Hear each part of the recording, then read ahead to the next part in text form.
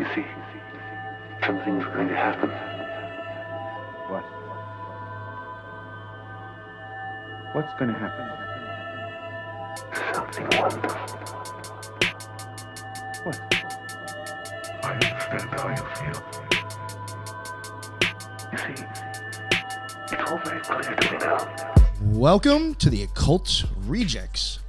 Our guest today is Heather L. Arnold, a researcher and owner of Ancient Aruba Tours and the author of the forthcoming The Islands of the Giants, The Lost Race of Giants of Aruba, Bonaire, and Curaçao. Am I saying that correctly? Probably screwed that up. She's a Syracuse University graduate and former TV industry professional. Heather has spent the past several years combining colonial archives, archaeological reports, and the caves of the ABC Islands for evidence of a long-forgotten race of elongated skull giants. And she's here to share what she's uncovered. But before we get to her, we will talk to the other rejects and introduce them first. Heidi. We got Heidi, Love Unfiltered Rise podcast, The Mormon Slayer. What is going on? Not much. I'm so happy to be here, especially with friends. I love it. It's going to be awesome. Heather, I'm so excited to hear from you. So I'm excited for this show, and find me at the Unfiltered Rise everywhere podcasts are served. Awesome. And thank you so much, Heidi. And now next we got Julia from Cosmic Peach. What is going on, Julia? Hey, Nick, thanks for having me. I'm really excited about this one. It's one of my favorite subjects to talk about. And thanks for allowing me to be a part of the Occult Rejects so I can meet awesome guests like this, because this subject is definitely, like I said, one of my absolute fave topics. So excited for the show, Cosmic Peach Podcast, wherever you listen to podcasts. And yeah, that's it. Yeah, no, thank you for joining us, Julia. And I assume, like, when I have top-notch researchers with me on the show, I got to bring the heat and good guests. So, you know, it works out. Yeah. Thank you. And we got Tim Constantine joining us today. Very exciting. I'm very happy he made it with us from Sixth Sensory Podcast. Please, Tim, let everybody know where they can find your amazing work. Hey, Nick, thanks for having me. Always good to be here on the show. I love this show. I love being a part of it. Hell yeah. Thank you. Thank you. Thank you for real. Yeah. You can find me at Sixth Sensory Podcast. I spell it out SIX. Spotify, YouTube, Patreon, and some other places. And Heather Arnold, thank you for being here. I love your work. And like I told you before, but I also love your energy. So I'm really looking forward to this. Thank you. Thank you. And thanks for joining us, Tim. And finally, to Heather. Please, Heather, let everybody know, like, what you would like to plug, where they can find you, or whatever you like to promote. Thank you so much. Thank you for having me. It's great meeting all of you. It's nice to have this format. I don't believe I've ever had this many people on a podcast before, so I like it because it'll be something new for me.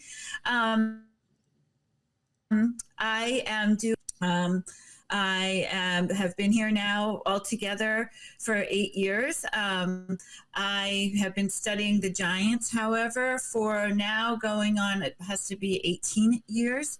I have an amazing daughter who is half Aruban and half American. And I currently do tours following in the footsteps of the giants called Ancient Aruba Tours. They're 4-hour private tours. So if you're ever in Aruba, you can contact me through social media. Cool. I have my X account is Heather L. Arnold. My Facebook is Heather L. Arnold. And my Instagram is Heather L. Arnold. So you can find me on all 3 of those platforms. And you can contact me there via private message, and we can arrange tours. I've done many tours with people that have seen my podcast on X and see my podcast on YouTube and etc. So if you're ever in Aruba, or you know someone coming to Aruba and they're very interested in archaeological tours, I don't just do the sites of the giants. I also show other strange, bizarre, sometimes creepy sites that have to do with death and burials and things of that nature that no tour will take you to. So I would love to say it here, but if I say it and then some other tour company hears me, they're gonna take all of my tour stops. But it's an excellent tour, and if anyone would like to join me for a private tour, please feel free. Also, I am currently writing my book, The Islands of the Giants, The Lost Race of Giants of Aruba, Bonaire, and Curacao. And if you follow me on my social media, then you'll know more about my writings. And I look forward to seeing you in Aruba and telling you about the giants. Awesome. That's good for you. That's some crazy stuff. So I guess, like, to get into it, what was it that got you into giants? Into studying this stuff? Yeah, that's a great question. So I came to Aruba, and I was here on a vacation, and I started doing some hikes and looking at the petroglyphs and the pictographs here. And I noticed something very strange, and that's that they were similar to drawings that are seen all over the world, and including out west, including in Europe, South America, even similar ones on Easter Island, so far away. Japan even has similar drawings. And so that struck me as odd. And then I tried to delve into the history that is taught to the kids here in school about Aruba. What is the ancient history? And they don't really go into much ancient history. They kind of start the history at the time the Vespucci came to the island, which is where I then started to do my research. So it's interesting because they say, like, Aruba was founded in 1499, which is when Vespucci first set foot on this island with several of his men after he took a ship here from the mainland of what is now Venezuela. We are currently 16 miles, by the way, off the coast of Venezuela. So I can actually see Venezuela from here. And so once I began to realize that why is there no history before Vespucci came? It doesn't even make sense. And then I realized that the kids in school are taught that Aruba was called the useless island because it's so arid. It's a desert island. You can't grow anything here. You can't have livestock. Of course, that's changed, and there have been methods to change that. But at the time, that was the name, which I thought was very odd because Aruba has gold, and a lot of gold, some of the most gold of anywhere in the Caribbean, and other, not just gold, semi-precious stones are found here, crystals. There's a whole mountain called Crystal Mountain here. That's been raped and pillaged, sadly, but nonetheless, you can still find some gems if you look around. And so then I said, no, there's got to be something hidden. There's something going on. Why are they calling it the useless islands? Why was Vespucci so invested to come to this little tiny island? It doesn't make sense, especially when you're already in South America. Why are you coming up to these islands? And so then as I did more research, I started with Vespucci, and I started reading his letters that he wrote after he first came to Aruba. And there is where he details in detail, specific detail of all the places he's visiting on his journey. And he's very specific in his descriptions. He takes with him on his journey, by the way, top scientists, philosophers, doctors, people who are experts in flora and fauna, people who we would consider today anthropologists.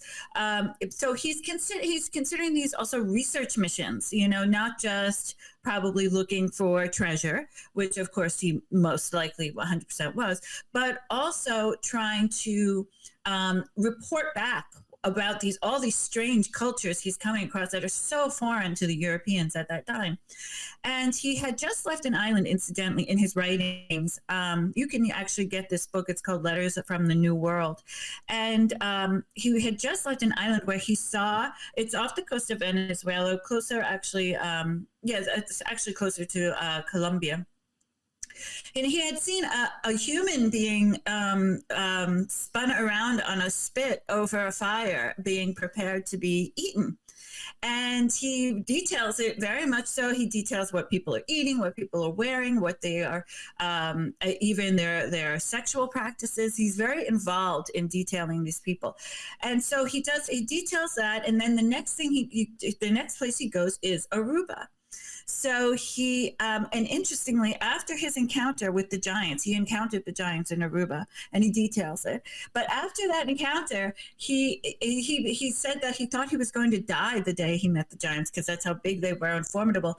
And yet he had just come from an island where a human was being cooked over a fire on a spit. But that he wasn't nervous about that, but the giants really, really scared him. And he details in great depth about coming to the island from mainland Venezuela, which, by the way, for a backstory, and which would be a whole wonderful, amazing book if I had the time. Columbus was actually the first person to hear about Aruba. He heard about Aruba from the mainland Arawak from Venezuela, and they told Columbus that there was gold in Aruba and that there were giants. So when he went back to Europe, Columbus, he told the Medici brothers, they were the ones financing all of these journeys, oh, you know what, next time we're going to go to Aruba, and we're going to have a little problem with giants, but there's gold there. And so what Amerigo Vespucci did is he married one of the Medici daughters and basically framed Columbus and said he embezzled money from the Medicis. And Amerigo Vespucci was awarded the permit to come to the New World. So he actually, that you have to think about what went on there. But and that could be a whole other book and a whole drama in and of itself. That's interesting. So you said the anyway, Medici family, correct? Yeah. Sorry to interrupt. You said the Medici family? I'm sorry? You said the Medicis, correct? Yes. I just recently had covered Yes. Marsilio Ficino. He was kind of like I would say he was an occultist and alchemist, and he was also a Catholic priest at one point. And the only reason he got to where he was going is because the Medici family funded him.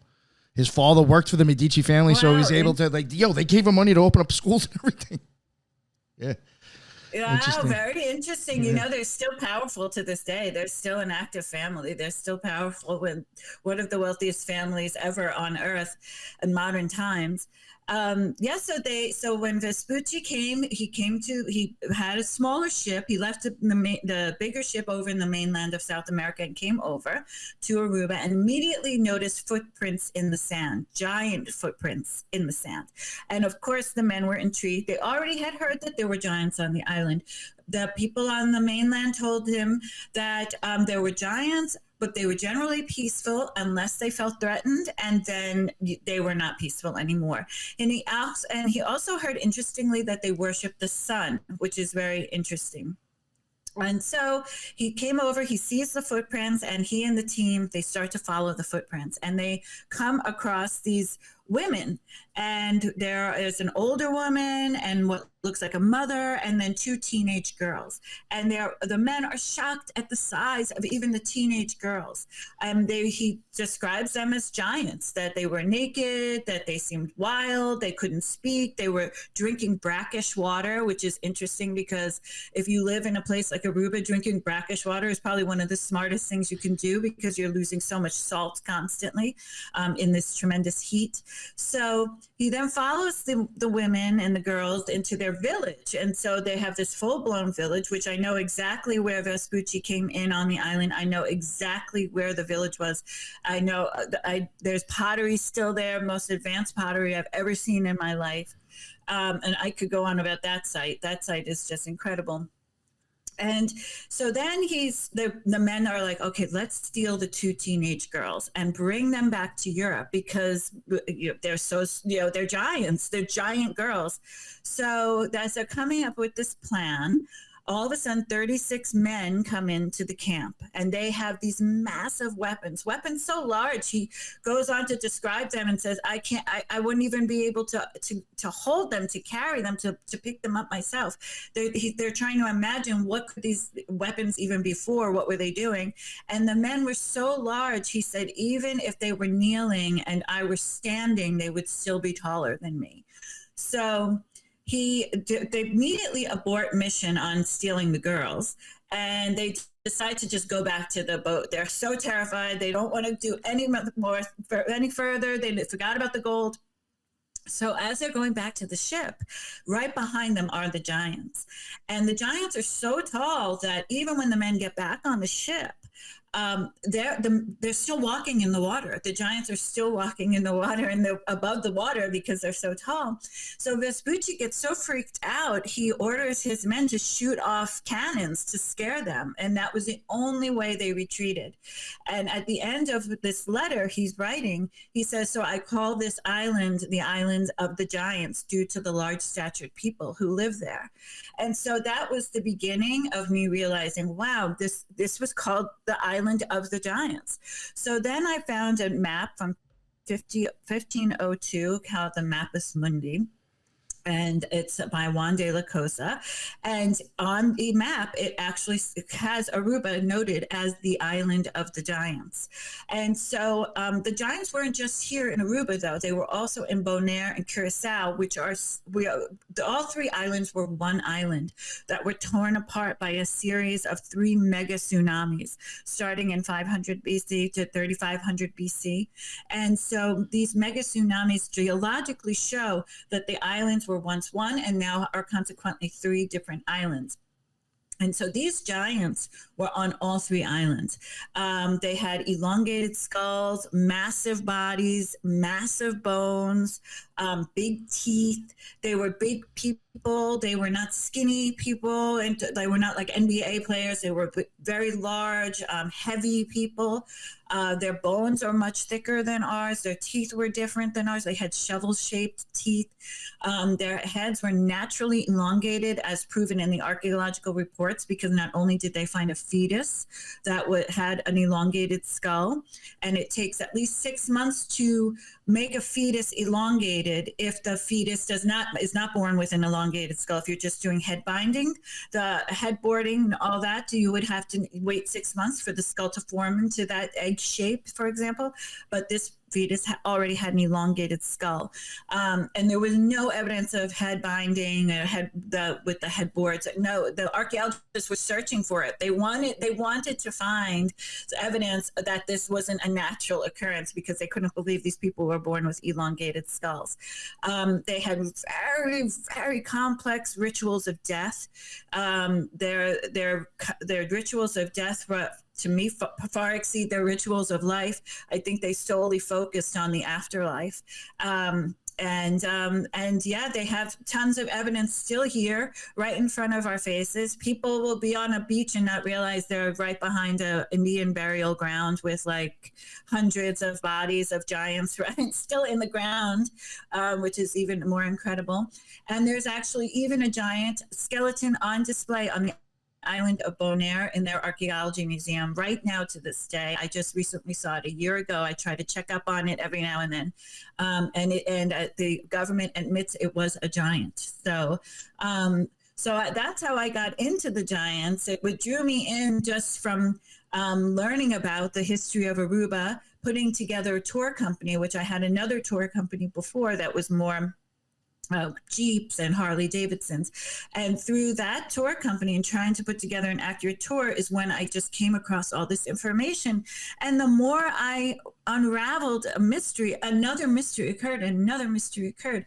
And it got me so intrigued and wondering, what more is it about the giants, about their rituals and their burials, and to know that even though the giants were here probably about 5,000 to 7,000 years ago, they still left a lot of evidence on these islands that you can still uncover and explore and learn about. Was there some kind of an extinction event? Like what happened? Like what happened to the giants?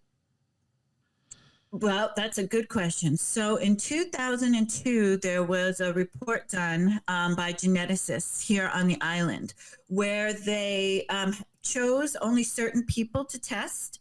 And these people had to, because Aruba is a very arid place, they didn't have a large slave presence. So there weren't a lot of genetic people with different genomes coming in and mixing with the population. This is a very closed island in that sense.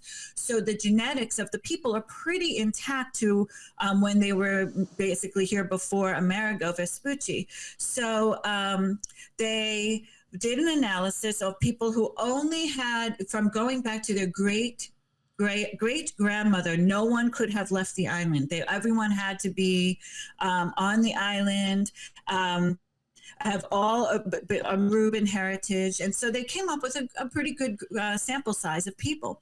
And they tested their genetics, and they found that they had an admixture of an ancient DNA that they could not specifically attach to any one group of people. And it was the conclusion of the geneticists that this was basically the genetics of the giants, of this archaic race of people that were here before more mainland people from Venezuela then eventually came over.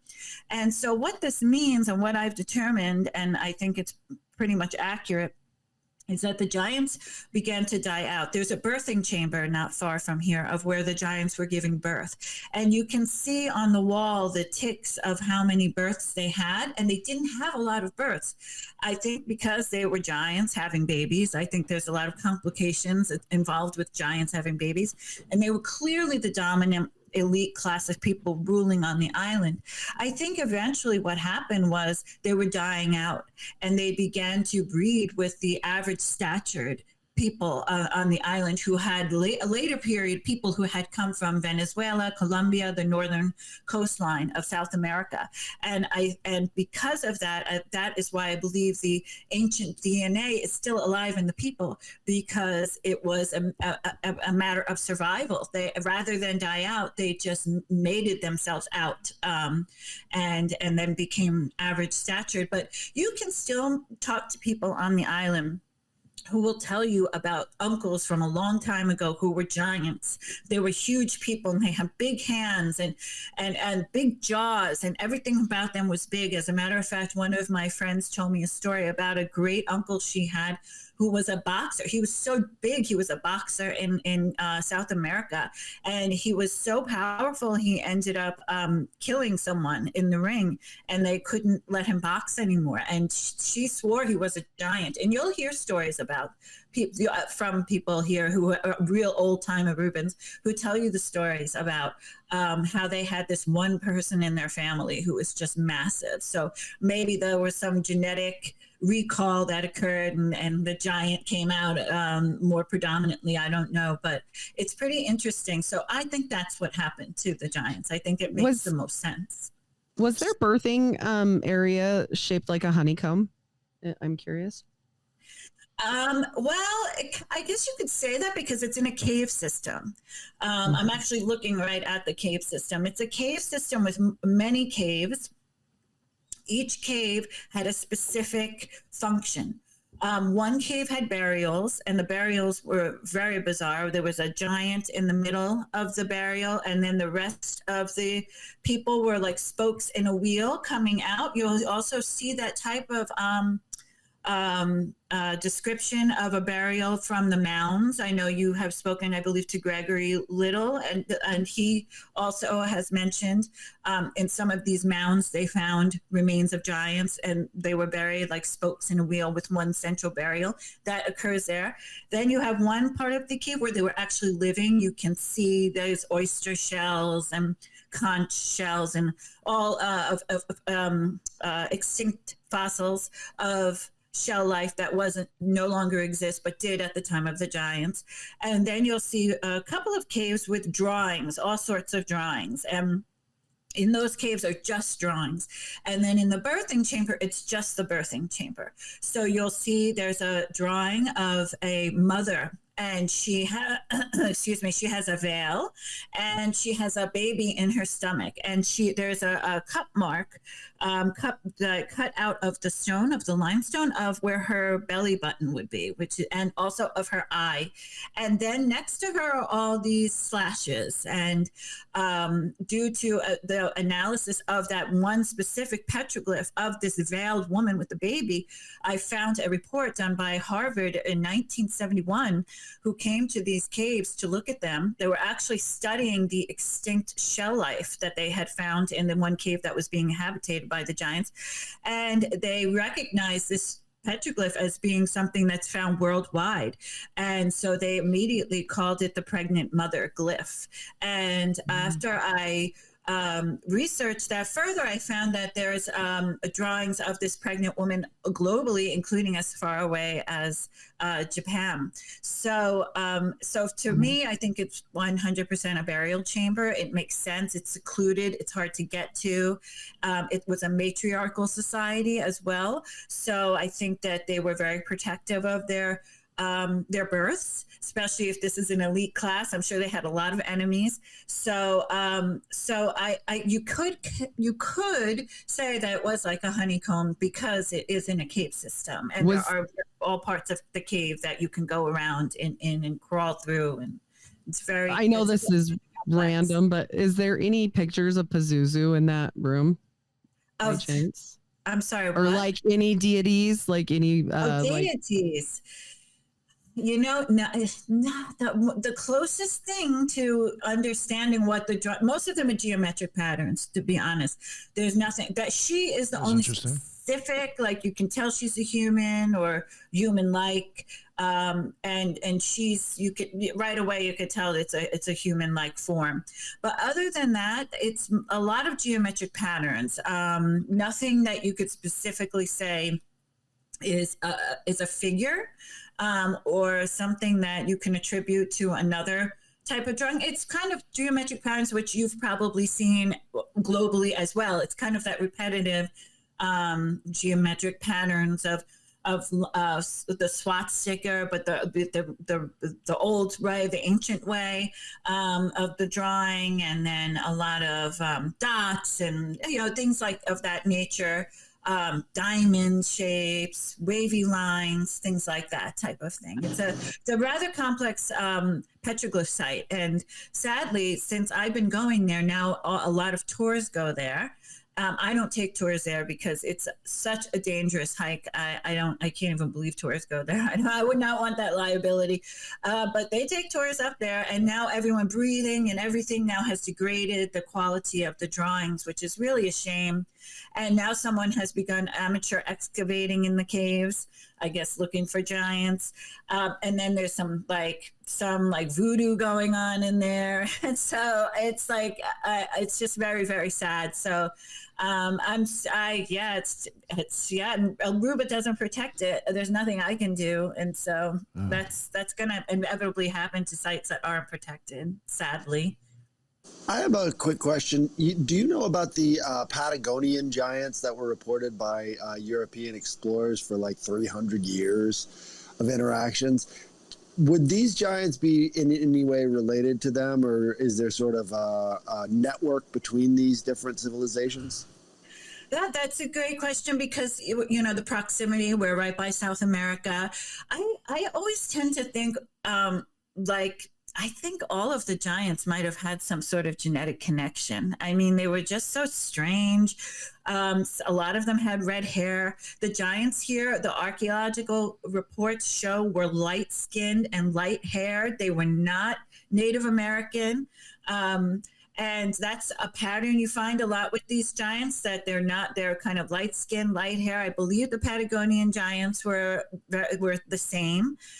Even Charles Darwin met with the Patagonian giants. And that's why it's so frustrating. People say, why is there a suppression of the giants? And and people always say, it's because of Darwinism. Now everyone's a Charles Darwin fan, trying to protect Charles Darwin. I mean, it doesn't even make sense, because Charles Darwin writes about, I've read his writings, he writes about the Patagonian giants, and he is amazed at the genetics of the giants and how it seems to be a whole different race of people, different from Homo sapiens sapien. And so he's mystified by it, and he accepts it. And that's something that he was intrigued by. It was one of the most fascinating parts, he said, of his research, was studying the giants. So it's clearly not anything to do with, standing for Charles Darwin. But I think for sure in my mind, there has to be some sort of genetic connection, because they're all contemporaneous to one another. So to me, I think they were connected, but I don't have any proof, but just a hunch based off of my knowledge. I think they were definitely connected. I mean, I'm looking at, you said Vespucci came to your island in 1499. Right. And in my research, I found that these giants were like pretty much all up and down the coast there of South America. I've got a list here. This is from an episode I never put out, so I just pulled it up. But it's like Pigafetta was in the 1520s. He recorded a giant. Magellan, same time period, recorded a giant. Sebastian Munster, 1544, recorded one. Thomas Cavendish, 1587. Sebald de Weert, 1567. And then just the list just keeps going on. And then even into the 1700s, even the, speaking of Darwin, the people who really, really pushed for Darwin the most, the Royal Society, the British Royal Society, they even said that, you know, the existence of giants is confirmed in like a 1766 paper that they published. So it was all up and down that coast. There's got to be a connection, but I think you're definitely in a honeypot there. I think those islands there is like, I don't know, like there's a book called History and Conquest of Mexico that deals with your area of the world because they came through there. I'm sure you know about that. Yes, yes. But what about other islands nearby? Is there like untapped giant research to be done? Yes, and I just started doing that. It's almost overwhelming. So I just came across a paper last week. I think it was last week or a week and a half ago, of these different figures found all across the Caribbean. And the most fascinating figurines are from Martinique and St. Lucia. We also have very strange figurines here. I mean, very, very strange, with 3 fingers and strange eyes. They don't appear to be human, but they're human-like. They have like they're in a kneeling position. Pterodactyls. Yes, it's right. Exactly. That's when I saw those mummies. And you know, Peru is not far from here. I mean, when I saw those mummies, I was like, my God, the statues here all have 3 fingers. I mean, it just was like, now the story is getting even crazier. Like it just doesn't stop at giants. You know, there was a genetic soup here, and so now I came across all these pictures in the archaeological record of what I've been to Easter Island. They look like moai. I mean, elongated skulls. They have their hands in the same position, which is, you know, on their bellies. It's interesting. One of the figurines almost looks Olmec, which is very strange. And another has a hump on its back, which is quite interesting because the most prominent burial in one of the largest Caribbean ancient cemeteries, which is here in Aruba. It's called Malmuc. It's the Malmuc Cemetery. It's a protected area, thank goodness, but it's filled with shell middens with ancient bodies in them that during the pandemic that were just leveled and big mansions built there. So sadly, no one is maintaining these sites and they're slowly being destroyed. But the central burial is a female, and she's also considered the oldest one in the entire group of all the burials. They only unearthed 72 burials, but stopped there because they just, I guess, ran out of funding or time. But there's hundreds of more bodies buried in that cemetery. And she was the most complex burial, so they determined her to be the leader of the entire tribe, and she also had a hump back. She had a hump on her back, and she was given the most elite burial with grave gifts and huge shells of sea turtles on her, and she was elevated on a platform in the center of the entire cemetery. And so it was interesting to see this figurine in St. Lucia that also had this hump back. So I wonder now, you know, do the other islands also hold these secrets of the giants? I can't imagine them just staying here in Aruba now, and Bonaire and in Curacao. But I do know, and the archaeologists have stated, that there was a breakaway civilization of the giants and they moved to 2 locations. The one location was at the caves in Cuba, which I love to go to. They found the same type of burials with the central burial, and then the other people like spokes in the wheel. Also, the giants were obsessed with isosceles triangles. I mean, crazy obsessed on their tools. Today, you can still see they would etch in isosceles triangles. Their burials were in the forms of isosceles triangles. So when they went to these caves in Cuba, they saw the same thing, these burials in the shape of isosceles triangles. And they also determined that the skeletons were the same, with the elongated skull and the giant bones. And they found the same situation in Colombia, a small area of Colombia.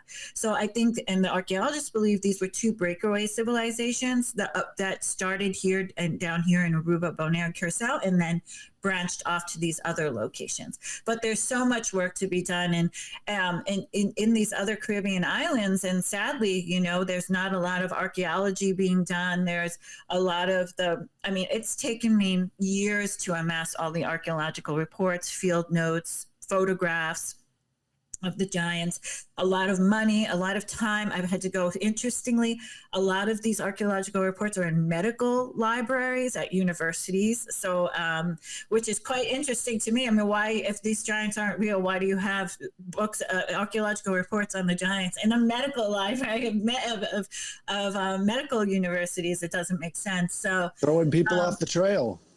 I'm sorry. Yeah, well, I think they want to educate people about the giants. Personally, I think they want them to know, yeah, look, there were giants too, you know. But the fact is, like, I mean, why they're so hard to get these reports? I mean, they're so hard, and it's cost me money, an inordinate amount of time. I think now I'm way over 100 archaeological reports. So yeah, it's interesting that it's almost been to throw people off the trail for sure, but also I think to hide these things in plain sight as well. So I would love to do more research on the other islands, and looking at their artifacts is the first step. But each island has such a complicated story, you know, with archaeology and how much you can research. And so then my main focus will always be these three islands, and then I'll always try to find more information on the other islands too as I can. But it's such a big job, and I believe I'm the only person in the Caribbean studying the giants. So, but through my research, I'm learning more about the other giants or potential giants that existed in the islands as well. I have a question for you. So you do the tours, you live there, obviously, you've been studying it for a very long time, but can you explain, like, when you go to these sites, is there a feeling? Like, do you get any vibe? Like, is it a dark feeling? Is it like a astounding kind of like, oh my God, these things were here, and like I'm walking amongst like the remains of, you know, what does it feel like? Like, what's that like? Well, yeah, I have to tell you, one of the sites that for sure is haunted. I mean, you know, the land is haunted. It's funny because now they're building a house in this one area that is, I've had the craziest, spookiest, like, wig out, like crazy, like I got to get out of here experience. I mean, really scary. You get really nervous, especially if you're by yourself. You know, you could get in your head, but it's a very strange feeling. And there's a couple of places generally associated with the caves. And there's this one area, you know, I was at the beach, and there were these little beach huts set up, and I was the only person at the beach. And I'm sitting there just relaxing. I'm not even listening to music, just looking at the water, you know, and all of a sudden I heard like a knocking on the side of the wall of the beach hut.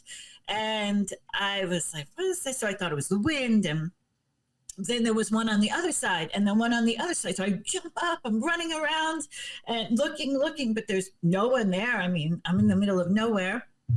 And then I would sit down, and then the knocking would happen again. And then I'd get up and run around, and then it would go away. And then it was knocking on all sides. I was like, oh my gosh, this place is haunted.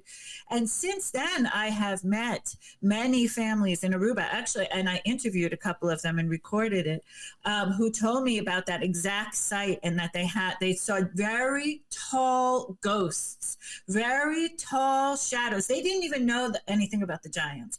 And they were just telling me the ghosts ghost encounters that they had, and that they were, the first thing I said, they were so tall.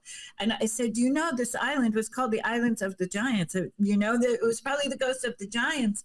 And not far from there is a house that when I was moving here, I thought, oh, it's such a beautiful home. I would love to rent it. And it came up when I was still living in New York. It came up for a rental, and then it was rented right away because it was so cheap. Which was another. I was like, why is this house so cheap? But then it went right back on the market, and then it went off the market. And so once I got here, I realized the problem was that the house is haunted. That the people were hearing babies crying and knocking, and things were falling, and so they could never keep people in the house. And now it's totally abandoned. And next to it now, they're starting to build a new house. And I said to my friend that house isn't going to make it either, because it's the land that's haunted. It's not the house, it's the actual land. So there's that place. And then, there's another cave in that cave, actually specifically, also it's a height, you have to climb up into the caves. All these caves are at the top of giant limestone bluffs, and you have to climb up them. It's very difficult and very dangerous. And as you're walking to go to begin your ascent, you feel someone behind you all the time. And the crazy part is I was meeting someone to start the hike, and they were late. So I figured, well, I'll just go to like the base of the cave and then just wait, and then we'll walk together, because it's dangerous and I don't want to do it alone in case one of us falls or I fall and then I'll be stuck up there. So as I was walking, I kept looking behind me, thinking someone's behind me. And then my friend came and he said, I said, did you feel like weird? He said, it took me so long because I kept going back and thinking like someone was hiding behind me. And then a friend actually came from the Netherlands recently, and he said, have you been to that cave? It's really creepy. Always feels like people are watching you. And so, that cave is really weird, because in that cave was found 3 burials of 3 females and 2 monkeys. And the monkeys, which are not indigenous to Aruba, were given elite burials, which is very strange. And by elite burial, basically what would happen, these people were obsessed with death. This was a massive culture of death, because the cemetery where they eventually would bury all the bodies is most of the year covered with water. So it's only about a couple, maybe 5 weeks of the year that you can bury bodies in that cemetery. So if you died in December, which is rainy season, I mean, what are you going to do? You're not going in that graveyard. So they would, I believe, and now studying cultures that are similar in proximity and culture to the ritual to the giants, I believe they kept the bodies out and let them be eaten by animals, such as like the Parsi do with their Tower of Death, when they put the bodies at the top and let the vultures in India, they let them eat the bodies. I think that's what happened, because after the body became skeletal, they would take this island is filled with manganese. And they would take the locally sourced manganese and make it into a paste and cover only the elongated part of the skull with this ochre color. And the monkeys also had this ochre on their skulls. It was so crazy. So these monkeys were given like these elite burials with these 3 women. One was like an older woman, like a mother maybe, and then the 2 were younger females. And it's believed, because it's a matriarchal society, and if they were a shaman, for example, they probably couldn't be around men. And perhaps they were training the monkeys to assist them. I've been to India, and if you go to Khajuraho, on the temples in India, you will see the Devadasis. The Devadasis were the holy women. They were women that only the priest could interact with.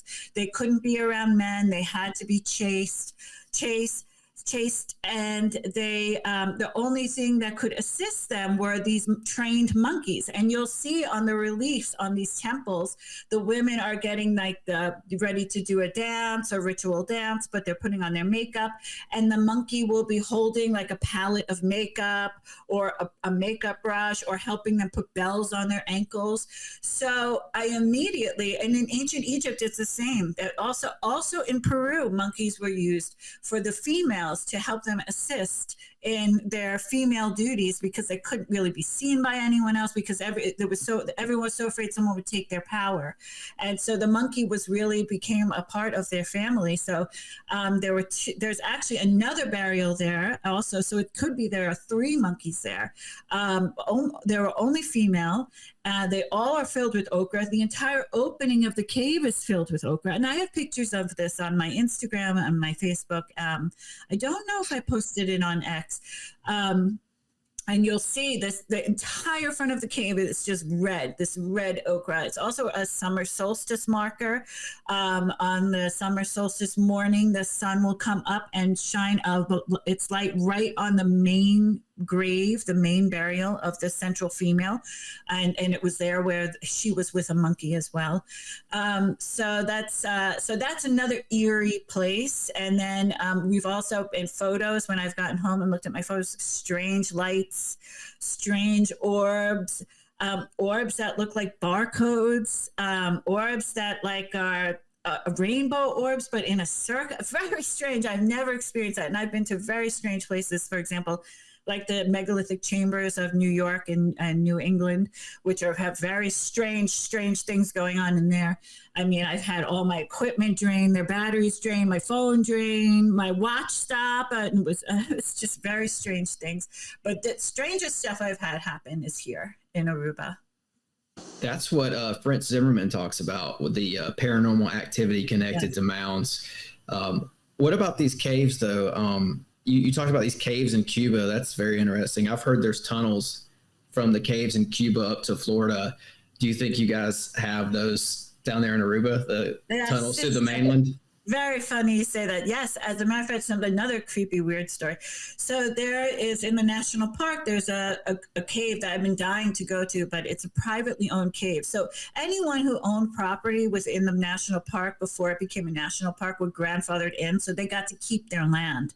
And so a lot of people eventually ended up just selling it to the government because it's such a very difficult place to try to function. It's very remote. It's a dirt road. It's no water, no services, nothing. So eventually, but this cave still remains in private hands, and it is closed. And this cave, incidentally, is called the Tunnel of Love. And the story, and it's in the newspapers. You can look it up. You have to do a lot of digging. I had the article, but I'll try to find it and post it. This cave was very strange because an entire Boy Scout group went with I believe it was a Dutch researcher. Aruba, Bonaire, and Curaçao, part of the Kingdom of the Netherlands. So there's a lot of the history is connected to the Dutch in terms of their investigations. And so they took a Boy Scout group to the Tunnel of Love, which is called Hullabaloo. It's like the ancient name, but then they call it the Tunnel of Love. So anyway, they parked outside. They were in these school buses, and they all went in the cave, and they never came out again. And they have in the report in the newspaper just the school buses still lined up, and no one came out of the caves ever, and they never found them. They even had Heather, come on, what? Yes. And I have to look up the article. It was in the local newspaper. Disappeared without a trace. The creepiest part is seeing just the school buses parked outside. Hell yeah. Yeah, it's so strange. So that cave has been closed ever since. So it is rumored that cave goes all the way to Venezuela, that you can actually walk in that cave. Now, I told this story on a podcast, and I used to date the head of archaeology. My ex-boyfriend is the head of archaeology here in Aruba. So just so you know, a lot of the stuff I tell you, he's told me, but doesn't want to tell it himself because he's an archaeologist. So he doesn't want to taint his halo. So he would funnel information to me. And so now it's so crazy. So now he's telling us, so he was on a pod. Now he's starting to do podcasts, but he does them locally. Okay, that's nice. But now he's using my information and acting like it's, So now he's telling people that that cave did go to Venezuela. So just recently he admitted that that cave went to Venezuela. After everyone's saying, no, that's a story, it's a myth. And then people started saying, well, what about the Boy Scouts? Where did they go? What happened to the Boy Scouts? I mean, they just disappeared. It could also be a portal. I mean, who knows? You know, I mean. All right. That's another question I was going to ask you. Actually, you know, it could be a portal, but do you think that there are pockets of these, let's just say, survivors that went underground? Do you think that some could still be alive? That too, because okay, this is another crazy story. So, an ultra, I swear, you can look it up. This is in the news. This one's in the news. This one was on television here on the news. So there's a guy here who was a firefighter. And he wanted to be in the Guinness Book of World Records. So right before the pandemic, I believe, and even I think going into the pandemic, he went and lived in a cave. So he lived in this cave for 100 days. And this cave is very complex, another complex with all these different rooms and stuff. But he was in one of the primary rooms because there was a hole so he could get oxygen. But the rest of it, you would probably, lose oxygen very quickly. So at night, he was obviously sleeping in the cave, and there were people posted outside to like make sure he wasn't cheating, essentially, because he was trying to get into the Guinness Book of World Records. But I don't actually know what happened. Then there was some sort of controversy, but eventually he did not get into the Guinness Book of World Records. But when he came out, first of all, he looked horrible. It was all due respect, the guy. I mean, he was a healthy guy. He was a firefighter. He came out. I mean, he looked like a ghost, to be honest. He told the story, and I've actually posted about it on my Facebook several times. About his fighting every night with Bigfoots, with these giant Bigfoots that would come and he has a video of them, and he tried to get a video of them, and it was on the news here. It was like this creature, and they would take him to a room with other Bigfoots, where even though it was black, there was a light in the center, and they would tell him messages like telepathically, like all these messages. And he kept saying, stop taking me. And it's like, we're going to keep you. And they were threatened. They were quite aggressive. They wanted him to leave. Essentially, they wanted him out of the cave. So interestingly, there is a cave system, another cave system, not far from there, of a series of 3 caves. And in every cave are these giant paintings, ancient. They've been determined archaeologically to be archaic, at least 7,000 years old, of Bigfoot, giant Bigfoot. Well, all giant with their arms. You can see their hair, how they made this. So, and it's at the mouths of these 3 caves. So one of the Bigfoot is reaching out, trying to grab you. It's another place with eerie, creepy feelings. You'll get a very strange, heavy feeling when you go to this cave. It's nerve-wracking. It's a strange place. It's protected by a giant beehive of killer bees. It's very strange. And all over, lining all 3 of the caves are these giant paintings of these Bigfoots. And I have photos of them on my social media, as well as a screenshot of the video that was shown on the news channel here of the video the man took when he was living in the cave of the strange Bigfoot he was fighting every night. So I'm always wondering, is there a connection between the giants? Did they go underground and become these like strange underground dwellers? I don't know, but it's a very interesting correlation between him seeing these creatures, and he didn't know about those caves. Most people in Aruba don't know about the caves with the drawings of the Bigfoots, which is good because you want to keep it that way. Because although it's in the national park, last time I went, there's now graffiti on the walls, etc. So there's a case in Russia that I looked at. It's called the Russian wood goblins, and it's same sort of thing. There's also portals too, going back to that. But it's a weird section of Russia where they see these Bigfoot-like creatures.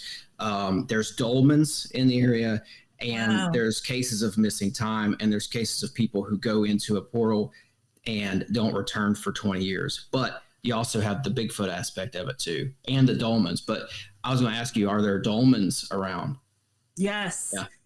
I found, I've mapped now, I think I'm up to 13 on the island. A lot of them are on private property. So it just depends on someone saying, I think, or they don't even realize that they're always looking at this stone. And until I start posting things and they see my work, then they all of a sudden say, hey, I think I have a strange stone on my property too. So since I moved back here, I've been saying that people have been so gracious and invited me onto their property and allowed me to at least take photos. I don't say where the stones are, especially if it's private property, but I do have them mapped. I have them mapped on Google Earth.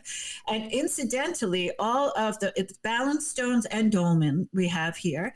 And the balance stones in particular all form a pattern, and they go from northwest to southeast, intersecting the island in 3 parallel lines. And this is a pattern that was also noted by the archaeologists as where the petroglyph sites are. So and they did map all the petroglyph sites, they also follow a northwest to southeast pattern.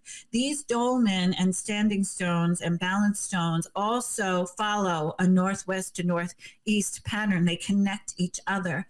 And also in the burials, the people were facing from northwest to southeast. That's how they were buried. So the fault lines of Aruba also run northwest to southeast. So I think we have an earthquake just a couple of days ago. We are in a very hot seismic zone here in Aruba. And there was just I don't know if you heard about an earthquake in Bogota, Colombia. We felt it here. And that was like a 6-point-something earthquake. So we're in a very hot seismic zone. So it's not the first place on Earth where these dolmen and balance stones have been coordinating with fault lines. We see this also with in Salem, New York. I don't know if you've ever North Salem, New York. There's this balanced stone. It's like pink granite, and it's on these 3 little tiny quartz stones, and it's also right next to a fault line. And if you are to listen to the legends of the Native Americans in, for example, Arizona, the Zuni, for example, they will tell you that those fault lines are portals, or that's what initiates the portal to begin and gives the power to the portal. So, and the archaeologist told me at one site, we have another site here called the Io Rock Formation, which is just strange rocks, all rocks balanced, and also petroglyphs there. That he told me, because I was staying at an Airbnb before I moved there, right at the base of this Io Rock Formation, because it's so beautiful, very remote. But I kept having nightmares, like every night having nightmares. And I had him over for dinner, and I said, I'm having so many nightmares. I'm walking around with sage. I'm freaking out over here. And he goes, well, what do you expect? You're next to 8 portals. And it's a summer solstice. And this isn't scientists. Well, yeah, archaeologists. And so I said, what do you mean? He goes, yeah. He said, some of them come in, like can bring you here, come in, some go out, and some go both ways, in and out. And he said, there's probably things coming in and out, and they're just giving you a hard time as you're sleeping. So I never stayed in that house again. That was the last time I stayed in that house. It was too much. I mean, the nightmares were so vivid. You would wake up and still be thinking about the nightmare the next day. It was just too overwhelming for me. So yes, I think for sure there are many portals on this island. And I think that there was a way that the giants knew how to harness that energy in a way that we still don't know what to do or how to do it, sadly. Well, there's a lot of, depictions of giants, in my opinion, in ancient Egypt, hieroglyphics with like huge people and then like a tiny person standing next to them. Akhenaten was like supposedly a god king with this elongated skull, big eyes, kind of like some weird pooch belly thing, kind of like the humpback. It's just like weird anatomy. And so I think that it's everywhere. I think that there was little pockets of it all over the place. But, the Egyptians, I feel like, were silly with portals and magic and all kinds of stuff. So if they were into it, I would assume that most of the giant races had some type of knowledge, information, something. They knew what was up, basically, and it's been forgotten to us. Like, why don't we know how to do this stuff? Like, how did they figure it out? Like, where did they come from, basically? You know what I mean? Here's a couple of clues that I pick up. If you think about the shape of Akhenaten, compare that to kind of the shape of the Moai, right? The big giant heads on Easter Island. They got the same pooch belly. They got same elongated features and all sorts of other things. It's very similar. And what they were practicing is what Greg Little calls the Path of Souls religion. And so this goes into the caves. This goes into all these other things that had to do with the stars. This was a fully formed religion that maybe we just don't fully understand today. But it seems like this is the crossover between giants and people in this sort of astral realm type existence. And again, they're always obsessed with death. Really? The islands here are called the Antilles. So I am in the Lesser Antilles. Above me is the Greater Antilles. So the Antilles means of Atlantis. So it was believed that I was waiting for you to say that. These islands were believed to be the remnants of Atlantis after the flood event or whatever occurred. I think it was a flood event. And so if you're now with all this information coming out about the pyramids and these scans of what's going on beneath the pyramids, which we've all heard about for so long, and thankfully science is now catching up. And if you think that maybe the Egyptians were an offshoot of the survivors of Atlantis, then perhaps the giants are all connected to these original people of Atlantis, in which case that would make sense that the giants here would also be manipulating portals and also obsessed with death. And going to the Path of Souls, there's a petroglyph here that I think 100% it's demonstrating the Path of Souls. And I actually was going to talk to Gregory about it because I went there on a night hike to check it out to see if it aligned with Orion. I believe it's a petroglyph of Orion, and it's showing the Milky Way and different planets. It's a huge petroglyph panel, and it's in a very secluded area. It's also protected. It's in the national park, but it doesn't mean that something couldn't happen, God forbid.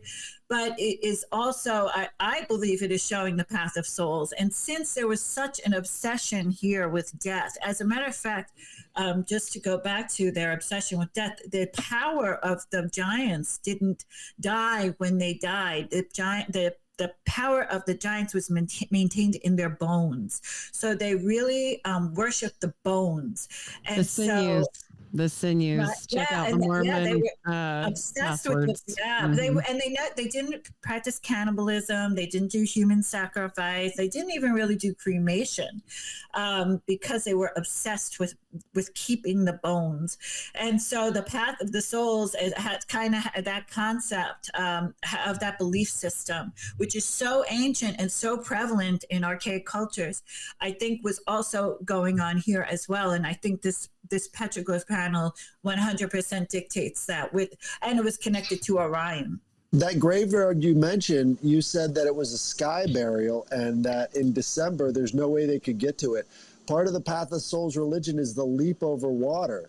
So maybe they did go out there during December, during the time period that they use for the start of this journey right at that spot. So. Yes, that's true. Yeah, there's a lot of water here. So that's a very good observation. That could definitely be something too.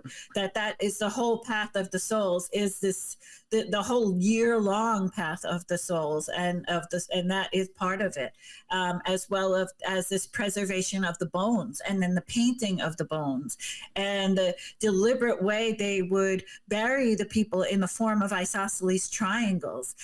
They were so obsessed with isosceles triangles that that even some of the major sites on the island form giant geoglyphs of isosceles triangles.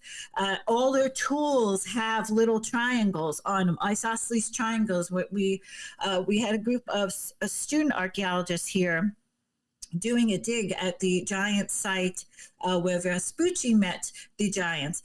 And I went with, I saw the site, but then I went with the archaeologists and actually were cleaning some of the artifacts and categorizing them as part of, volunteering my time.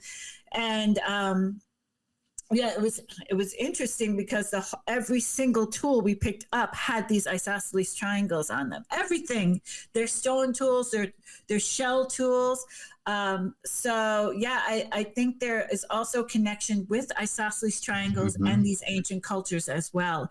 I don't know if it has to do with triangularum, which I have hypothesized, because triangularum, which is a southern hemisphere constellation, can actually, because I live right by the equator, I essentially live on the equator. So there's about a couple of day period at this time of year for just about an hour where you can see at dusk triangularum.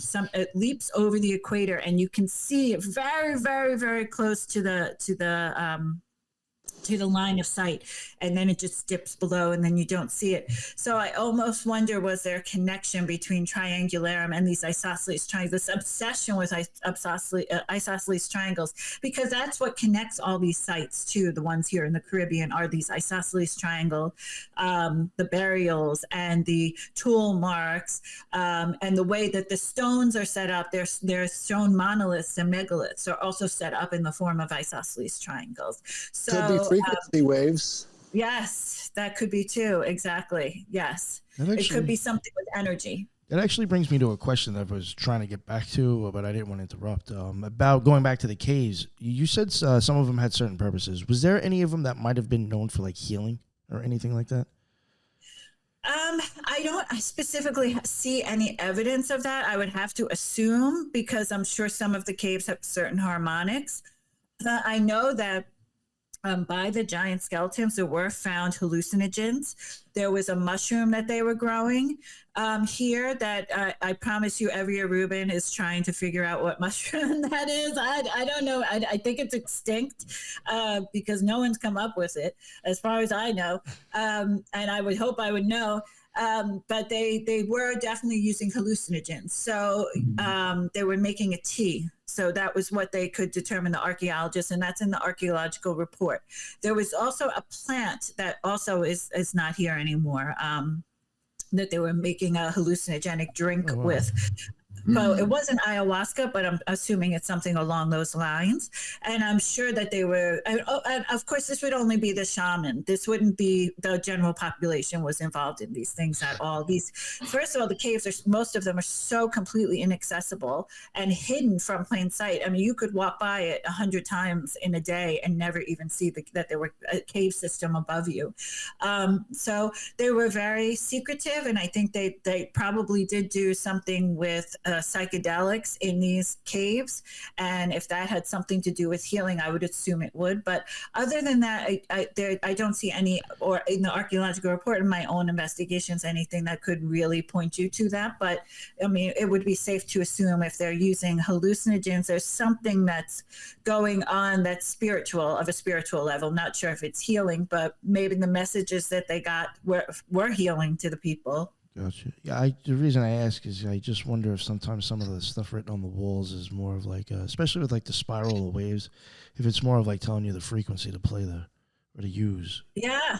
You know, there is in New Jersey, there is a group, it's on the part of Princeton University that is studying the harmonics of the caves. And I actually wrote them a letter because I wanted them to come to Aruba and test the harmonics of the caves to see if they were because they were finding that certain caves with all the petroglyphs were hitting certain tones that would like reverberate and shake almost the whole cave.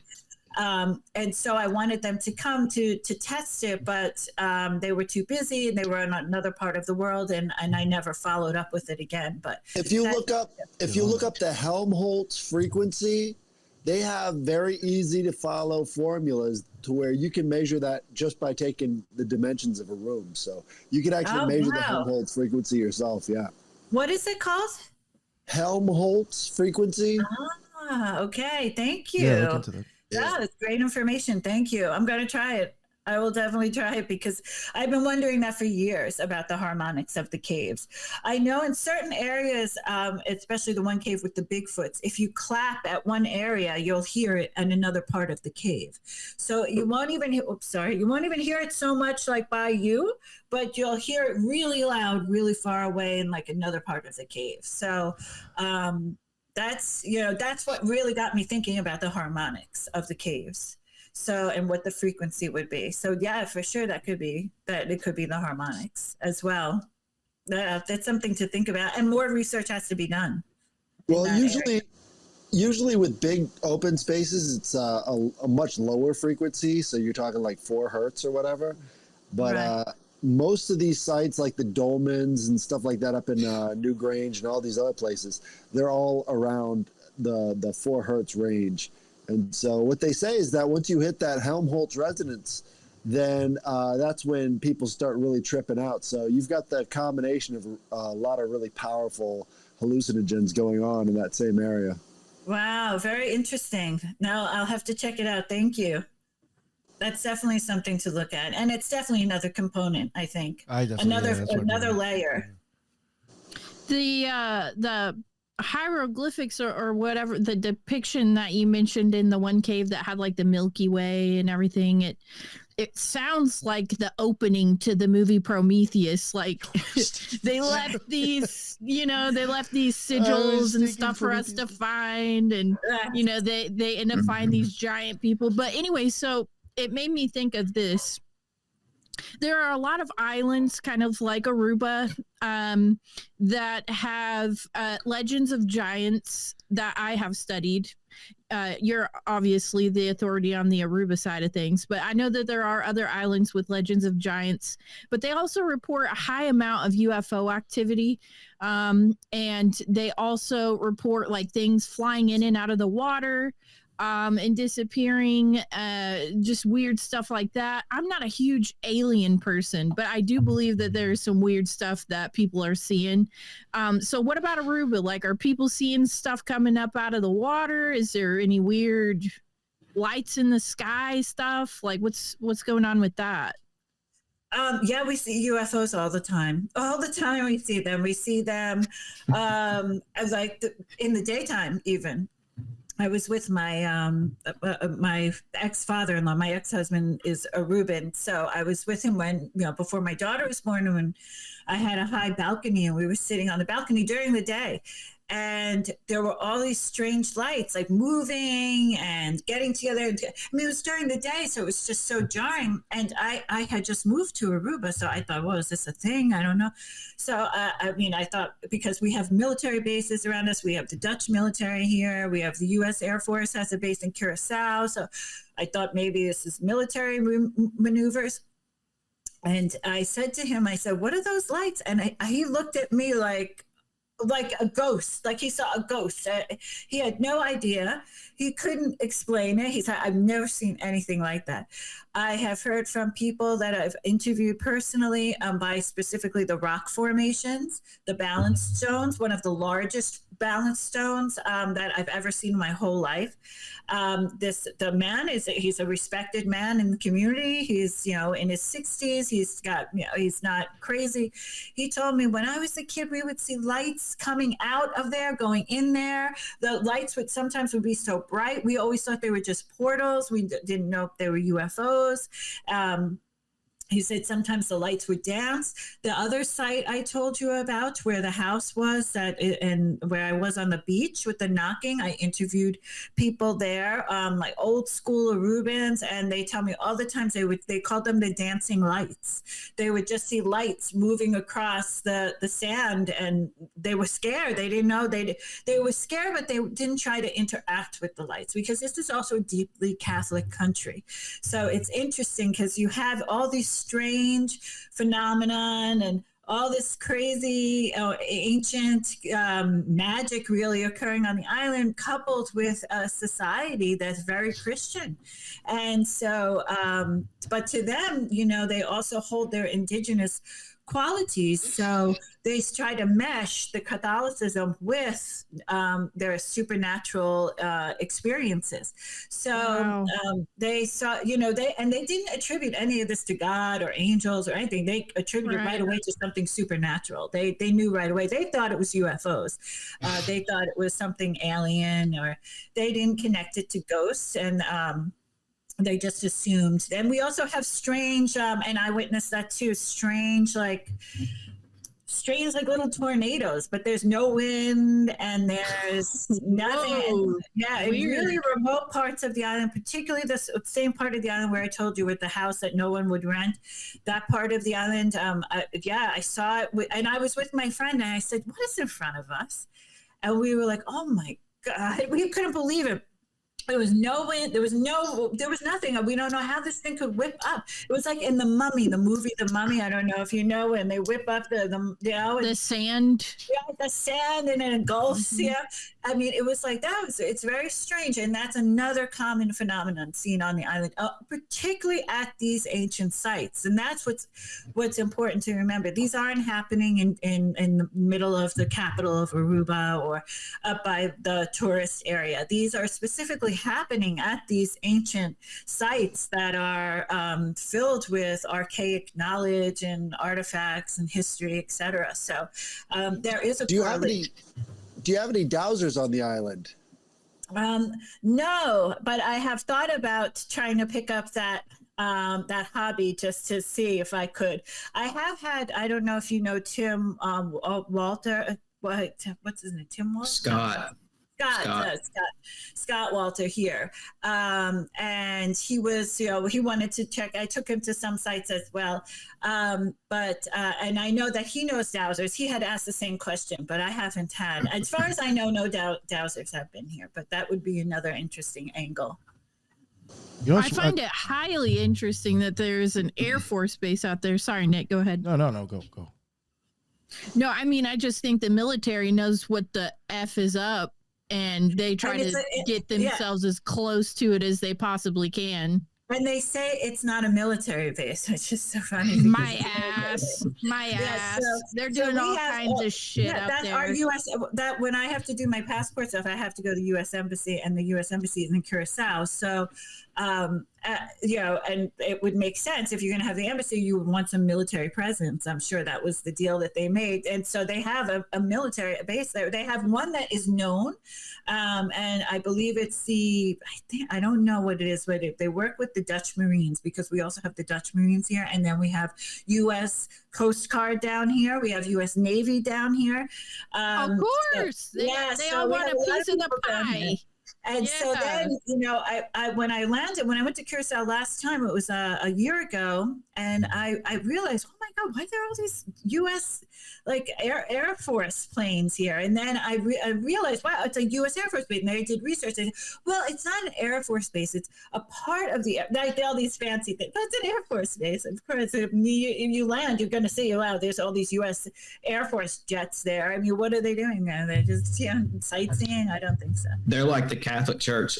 Nick knows what I'm talking about. They want to put their bases right on top of the ancient sites, just like the Catholics. Which they did Soaking here. up with the mounds. Agree. Hell yeah. At Alta Vista Chapel, they put it exactly on top of an ancient site that was a religious site to the Giants. As a matter of fact, the Giants kept burning down the churches. And the priests talk about this, and they write about it. Their frustration, the priests are frustrated because they cannot keep these churches intact because the Giants keep burning them down. I think that's another part too of the demise of the Giants. Sadly, a lot of them, I think, probably got killed because they were just getting in the way of everything, the plans that the Europeans had for the islands. And They weren't cooperating. But we do have an ancient site. It's one of the most ancient sites on the island and on top of it, as well as another ancient site that I'm going to go to on the solstice, where they also found burials, and another ancient site where there were burials. There are 3 Catholic churches on all 3 of those sites, and everything has been desecrated. Everything just broken. like Italy. Yep, just like Italy. Tim knows what's up. I was going to mention that too. I mean, of course, you got to have your military presence, and then you also have to follow that up with like some kind of a religious institution, mostly Catholic, is what I've found. But wow. Yep.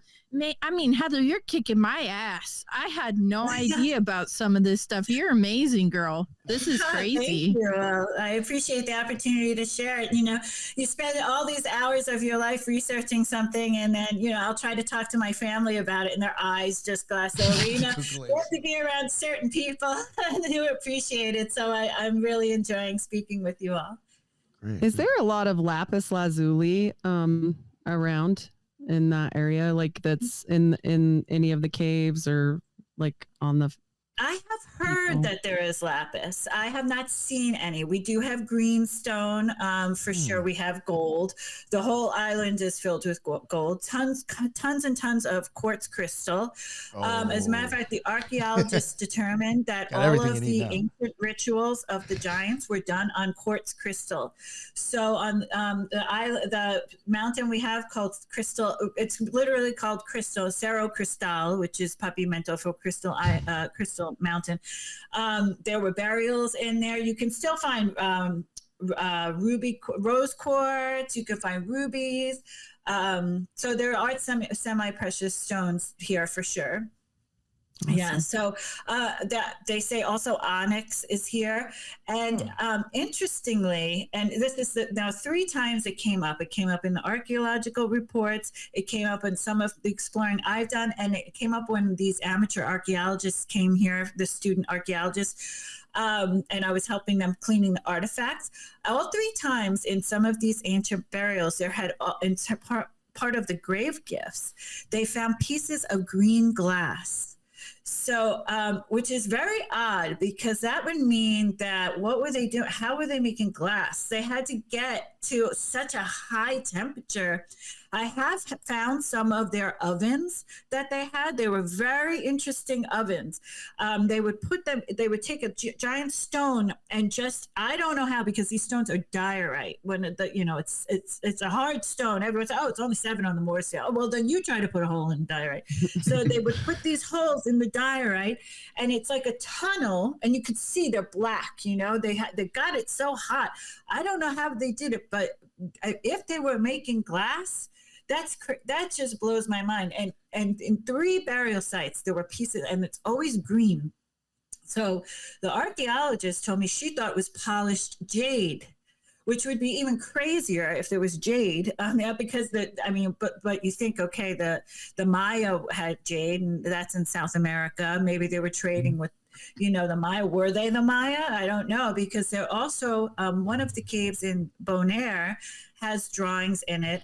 And an archaeologist from Florida State University, who was an expert on Proto-Mayan and Mayan writing, came to Bonaire and wrote, and it was I have the article, it's in the Miami Herald in 1970. He wrote an article stating that he believed that the drawings, the writing in the cave in Bonaire was Proto-Mayan. And he was shocked at how far the Mayans had come and how prolific they had come. Well, he was kicked out of the college.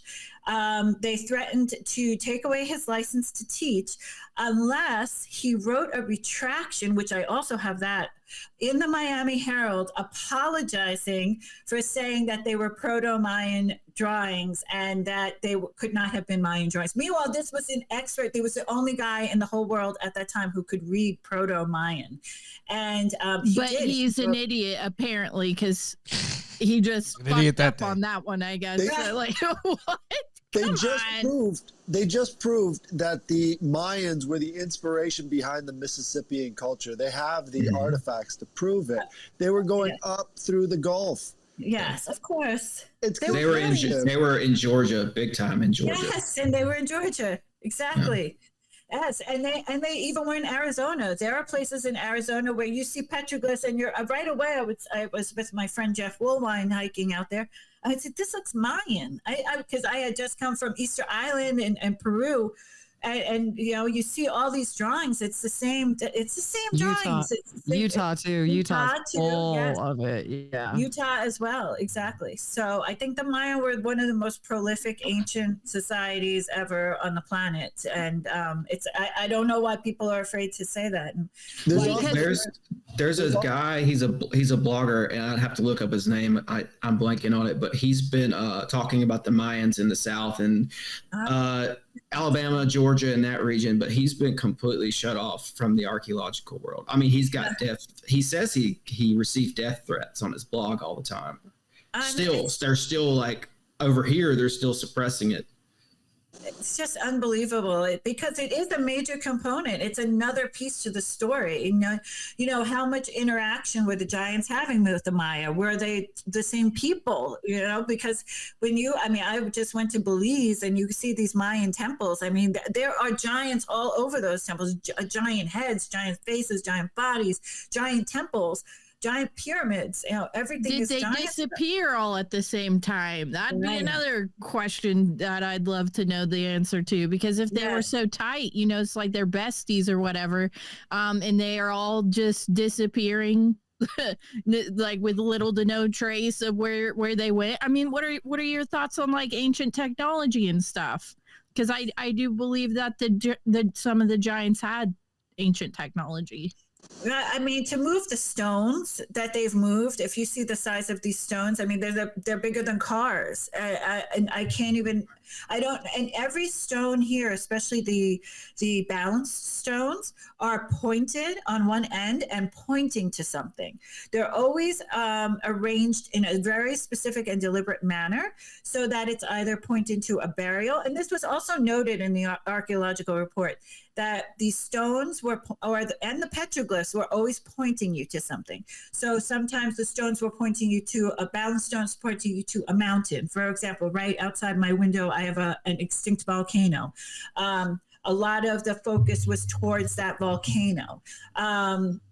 And some of the stones are pointing to burials. Some of them are pointing to caves.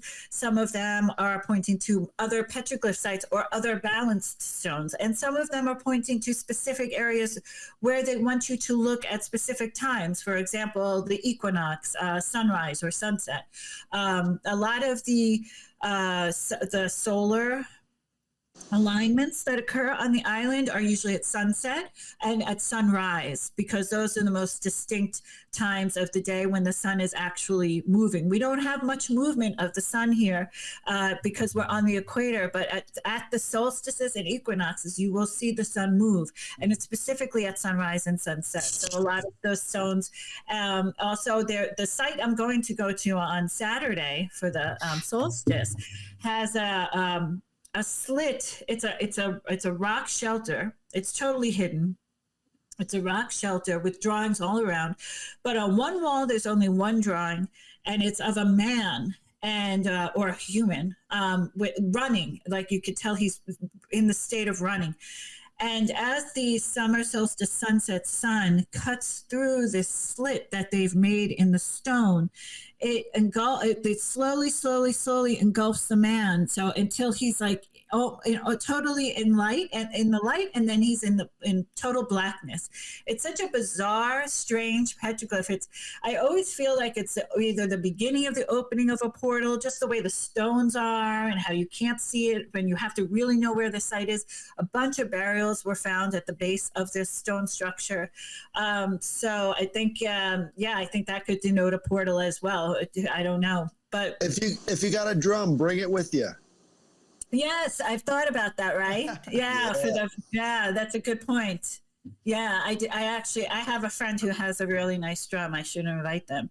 It's just hard. You don't want to try to disclose these places to too many people because they're now protected. So it's, you know, you get very nervous, and people are so savvy nowadays. You give a couple of hints and they can find it. So I try to be very cautious about who I bring to those sites. But that one I've never posted about because it's an unprotected area, but it's an amazing thing to see at the solstice. We have some standing stones or dolmens up here. They call them glacial erratics. So somehow these 900-pound boulders got dropped in the middle of an island in a lake on top of 3 rocks. Right. And they're all on top of 3 rocks. Where are you based out of? I'm in Wisconsin. Oh, yes. Wisconsin has a lot. Yes. As a matter of fact, I on social media, I forget which one of the platforms it was. I posted those pictures to a group of archaeologists, and they all told me they were glacial erratics. I said, no, but I'm in Aruba. There were no glaciers here. So we have to come up with something else. What's going to be next? What's the next excuse? Everything's a glacial erratic. I mean, come on. The glaciers were that intelligent, and they would put them specifically in a certain direction, facing the solstice, next to a fault line. Come on. Over and over and over and over again. Right, exactly. I mean, and then, like you said, like couple little pointy stones, and then this giant 60-ton boulder, and it's just really ridiculous. Well, in my area, one of them had Ogham writing on it. Oh, right? Yes, interesting. From Ireland, and it said BL, Baal. Huh. Oh, Baal, right. Because the Celtic people were mercenaries for the Canaanite Phoenicians. So they were worshiping Baal, and it's like the only way any of this makes sense is if you actually declare that those copper mines up in Michigan are real. Exactly. They'll never do that. Oh, no, there's no way. I mean, think of how far away the copper has been found globally. All over the world, this copper was transported. So, yeah, that's interesting. Have you seen those? Have you been to those stones? Have you? I really want to. I mean, you said this Saturday, so maybe I'll head up there. Yeah, it's definitely. If you have stuff like that in your backyard, you should totally check it out. It'll change your life, you know? I mean, when I lived in New York, I've seen I tried to see as many megalithic chambers as I could. I'm going back to New York actually next week, and I plan on seeing a couple more. And yeah, it's so cool to like have these sites right in your backyard. And, you know, and then I always said, you know, if the chambers, especially in the megalithic chambers in New York and New England, if they got popular and the archaeologists got involved, there would just be like a velvet rope in front of it, and we would just be looking in, you know, let's enjoy this while we can still go in it and feel the energy and explore it. And, but the archaeologists will never touch those sites either. Nope. That's never, ever, ever. But yeah, you should check it out. I'd love to hear about what you find out. Yeah, definitely will. So somebody sent me this, and I got to read this because I want to run it by you. They said, I once had the honor of being allowed to take a stone from the cliffside next to Serpent Mound, and it amazed people for years as the red sandstone held a magnetic charge. To this day, it makes a compass wiggle, though the charge has faded.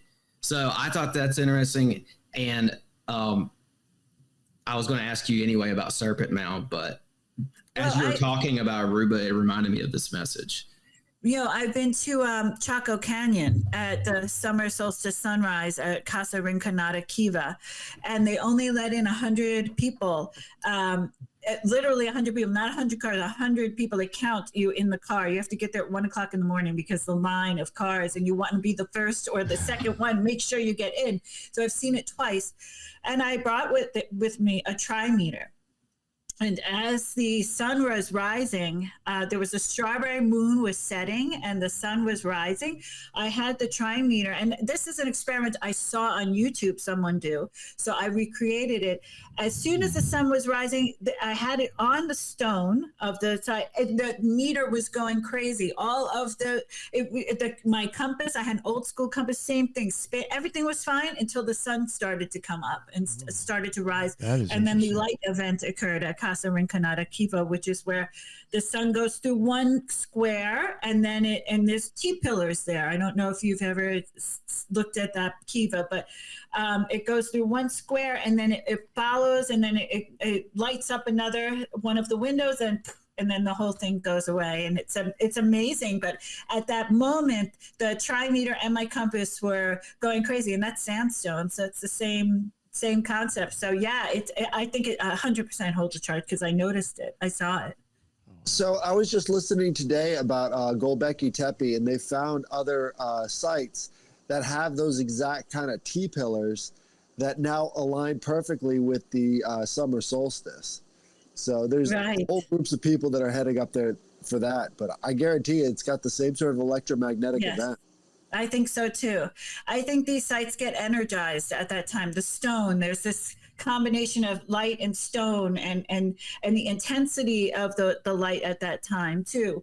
I don't know. It has to be something because I witnessed it firsthand at Chaco Canyon. And even when you go, like every summer solstice, we would visit a megalithic chamber. Winter solstice, we would go to the winter solstice megalithic chamber where there are all these alignments.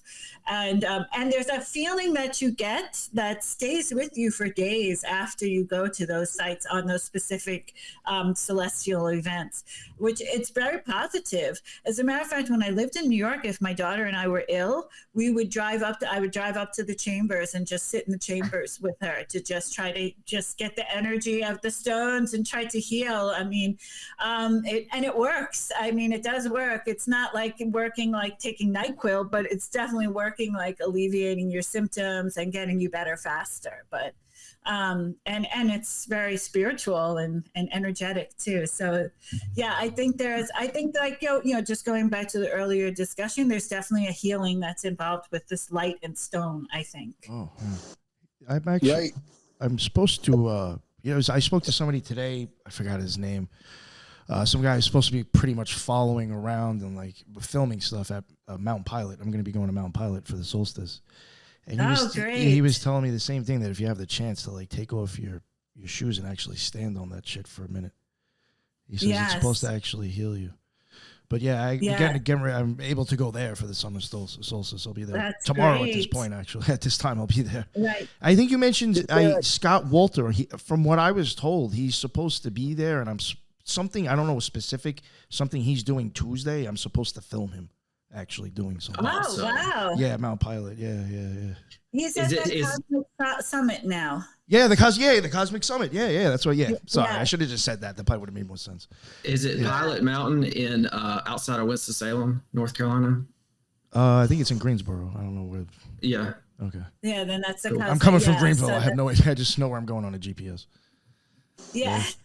Yeah, I think he's there now at the Cosmic Summit, so that would make sense. So yeah, so you'll see Scott. Yeah, he was here last year, I think it was, with Haley, his girlfriend. So they were here, and we hung out for like I guess we were here for 5 days. But I took him to some sites. He was blown away. He was really impressed. Nice. So yeah, I think he's supposed to do something about the Knights Templar, or I could be wrong. Again, this is what the person's telling me. Who knows. Yeah, he's wrapped up with the Knights Templar. They were not there. We have a Rosicrucian society here. The Rosicrucian and the Freemasons have so many of their lodges and their meeting places here. The whole island is riddled with secret societies. That's interesting. He wanted to try to tie the Templars into it. I don't know if he ever came up with it. I don't study enough about the Templars. If they come up, they come up. But I don't dismiss it. But it is interesting that we also have, and he is a Freemason. So that's also interesting. Well, the secret societies have a way of just finding these places, don't they? Exactly. Especially with giant bones. Exactly.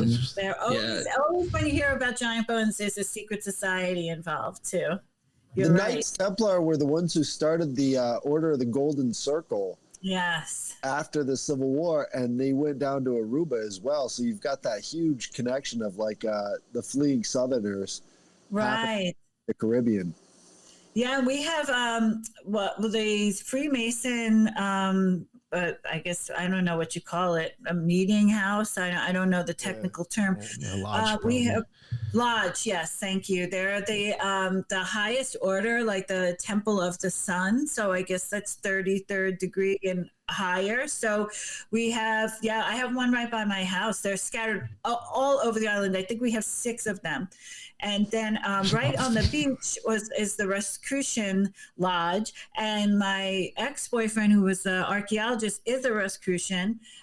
So it's interesting that the archaeologist is a Rosicrucian. Don't forget, Anthony Fauci is also a Rosicrucian. So it's interesting how these gatekeepers seem to always be in our face and really determining what we can hear, what we can learn, and what we can know. So that's a strange connection, but in every aspect of life, yes, for sure. Yes, there's always a gatekeeper. So so the archaeologist, he is an active Rosicrucian. His father was the president of the Rosicrucian Society. He was the Caribbean islands only pathologist, which is also interesting. So he would also do autopsies on the ancient skeletons that they found. So I always tried to get a lot of information out of them.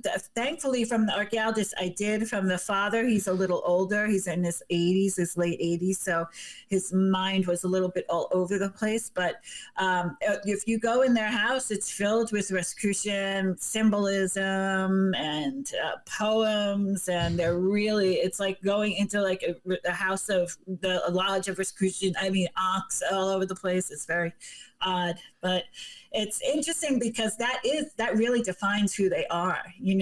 That's the place from which they come, and so that's actually the scary part about it. How much more do they know that we don't know?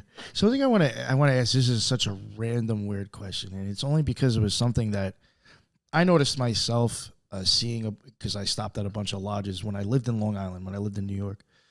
You're from Long Island, me too. Oh, whereabouts, if you don't mind me asking?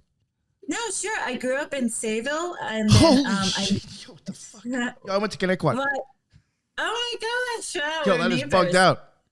Wow. Yeah, and then I moved to Seaford, so I moved here from Seaford, from Nassau County. Yo, that's wild.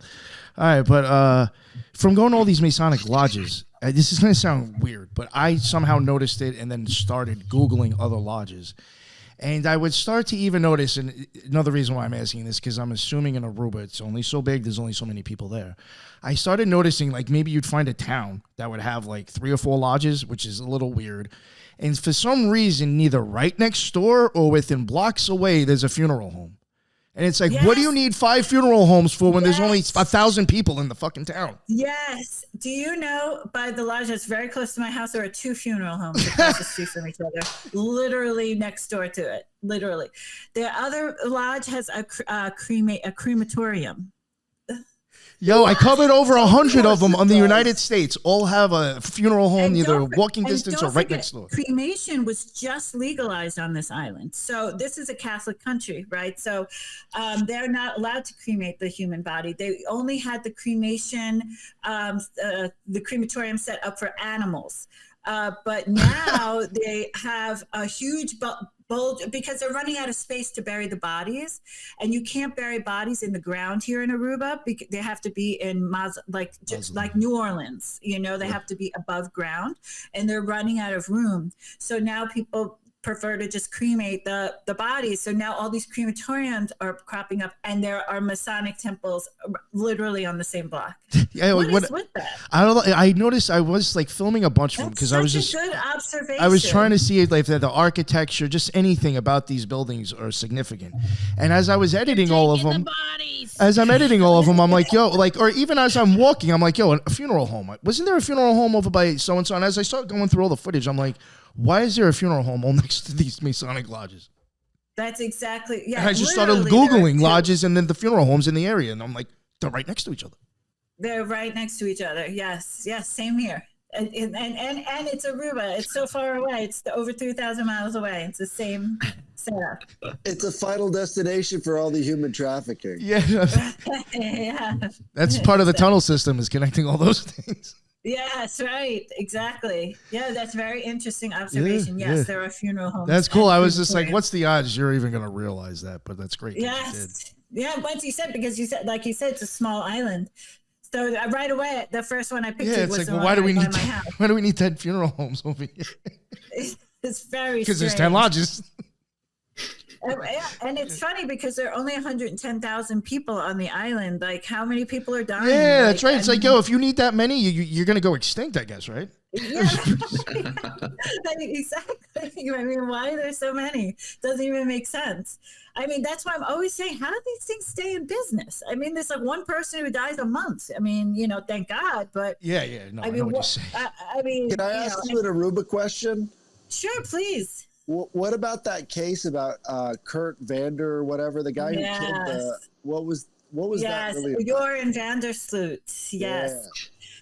Yeah, it's crazy. His mother taught at my daughter's school. She was an art teacher. He went to my daughter's school. I mean, this was like, his father was believed to be a Freemason as well. And so, yeah, I mean, I don't know. It still haunts the island to this day. I don't think she's alive at all. At this point, I think, something terrible did happen to her. And I think it involves human trafficking. Aruba is a human trafficking hub. If you look on the CIA or State Department website, it's one of the first warnings that they give, especially for young people. Putting drugs in your drinks at these clubs, serving underage people. Aruba has one of the lowest ages of consent in the entire globe. It's 15 years old. So you have to, like with my daughter, I have a teenage daughter. I mean, I don't care. I'm so strict with her. I don't care at all. I said, when you get to be my age, you will understand exactly why I'm being this strict with you. I mean, I'm very, very conservative with her. Some of her friends are going out and drinking already. They also have no drinking age, essentially. So it's definitely a place where you have to watch out. As a matter of fact, I had friends come into town, and friends of friends, and I saw them, and they said, "Oh, our kids they're teenagers. Oh, they're going to this club and this club." I'm like, tell them, be careful, especially the girls. If you forget, you leave your drink and you go to the bathroom, you come back, throw away the drink. Don't worry about the money. That's a thing that happens here. A lot of these guys would work with the bartenders, so they knew where to bring in the girls and then where they could drug them. They could film snuff films, like a lot of evil. You got to get a can. You just got to get something that's like literally sealed or something. Yeah, it's you probably can mess with those too. Who knows? Yeah, exactly. Because it's an operation here. It's a very organized operation. So and they're powerful. So you have to really, and the law isn't on your side. I mean, if you're 15 years old and that's it. That's the age of consent. That's it. It's literally, I think it's the youngest age of consent, except for like in one of the Arabic nations or something. It's like really, but that's something that, you have to think about too. So that case still haunts the island. It will always haunt the island. It will. Is it like government, secret societies, and military all working together? Well, I think a lot of the government officials are in the secret societies, so I would say yes. Also, I mean, we're right by South America, by cartel activity, drug activity.